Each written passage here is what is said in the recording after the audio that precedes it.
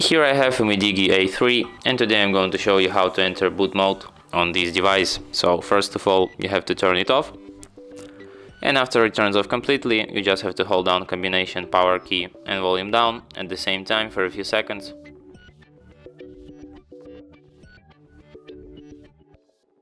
And that's how you enter boot mode. Here at the boot mode, use volume up key to navigate through the menu and volume down key to select options. And here you have such options as recovery mode, fast boot mode and normal boot. If you want to exit this mode, just select the last option, normal boot, and after that your device will be restarted as usual.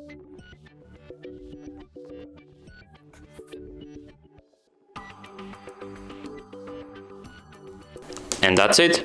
Thanks for watching. If you find this tutorial useful, don't forget to hit that like button and subscribe to our channel.